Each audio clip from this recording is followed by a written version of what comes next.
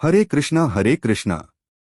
आप सभी का स्वागत है हमारे पौराणिक कथाओं के चैनल में। आज हम सब आपके सामने लेकर आए हैं एक और नई कथा। पुराने समय में ज्ञान संपन्न गुरु और योग्य शिष्यों को बहुत ही सम्मान की दृष्टि से देखा जाता है। उन दिनों आमोद धौम्य नामक एक ज्ञान संपन्न गुरु थे जो अपने शिष्यों के परम आदरणीय थे। गुरु धौम्य ज्ञान और पुरुषार्थ दोनों की ही शिक्षा प्रदान करते थे, इसलिए उनके पास निर्धन और संपन्न दोनों ही वर्गों के शिष्य आया करते थे। वह बिना भेदभाव के समान रूप से उन्हें शिक्षा प्रदान करते थे। आश्रम का खर्च शिष्यों द्वारा की गई कृषि से ही चलता था। शिष्यों को आत्मनिर्भरता का पाठ पढ़ाने के लिए ही गुरु धौम्य ने उन्हें कृषि करने की आज्ञा दी थी। उन दिनों खेत में चावल की फसल बोई गई थी, जिसके लिए पानी की पर्याप्त मात्रा खेतों में एकत्रित होना अति आवश्यक था। एक संध्या तीव्र वर्षा प्रारंभ हो गई। आश्रम के सभी शिष्य प्रसन्न थे कि चावल की कृषि के लिए पर्याप्त पानी की व्यवस्था हो जाएगी, किंतु महर्षि आयोध्या में चिंतित थे। उन्हें भय था कि खेत की कमजोर मेड़ वर्षा की तीव्र बौछारों में टूट न जाए। ऐसा हुआ तो खेत में पानी टिक नहीं पाएगा और बिना पर्याप्त पानी के फसल बर्बाद हो जाएगी। शिष्यों में जब महर्षि आयोध्या के माथे पर चिंता की लकीरें देखी तो कारण पूछा। महर्षि ने अपनी चिंता उनके सामने व्यक्त कर दी। सभी शिष्य चिंतित हो गए, किंतु किसी की समझ में नहीं आया कि ऐसे मौसम में क्या किया जाए।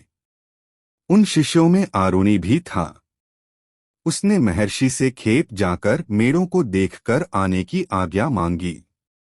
महर्षि ने उसे आज्ञा प्रदान करते हुए कहा, पुत्र, यदि खेत की मेड़ टूट गई हो तो उसकी मरम्मत कर देना। खेत में पानी का जमा रहना आवश्यक है। आरुणि गुरु की आज्ञा ले भरी बारिश में खेत को ओर चल पड़ा। खेत पहुंचकर उसने देखा कि खेत की मेड़ें टूट गई है और उनसे होकर खेत का सारा पानी बह रहा है। आरुणि तुरंत प्रयासों में जुट गया। उसने खेत के 3 तरफ की मेड़ों की मरम्मत कर दी और वहां से बहता पानी रोक दिया, किंतु बहुत प्रयासों के बाद भी चौथे मेड़ की मरम्मत नहीं कर पाया। वह बार बार उस मेड़ में मिट्टी भरता, किंतु पानी के तीव्र प्रवाह के कारण वहां की मिट्टी बह जाती। बहुत प्रयासों के भी उपरांत भी जब उस मेड़ से पानी जाना बंद न हुआ तो आरुणि उस मेड़ पर लेट गया। उसके लेटने से वह स्थान बंद हो गया और वहां से पानी का बहाव रुक गया। आरुणि यूं ही भोर तक बारिश में भीगता उस मेड़ पर लेटा रहा। इधर जब भोर होने तक आरुणि आश्रम नहीं लौटा तो महर्षि आयोध्या में कुछ शिष्यों को लेकर खेत पहुंचे। वहां उन्होंने आरुणि को खेत की मेड़ पर लेटा हुआ पाया।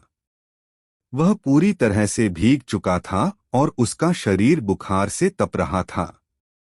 महर्षि से उसे उठाया और गले से लगा लिया। साथ गए शिष्यों से कहकर उन्होंने खेत के मेड़ की मरम्मत करवाई।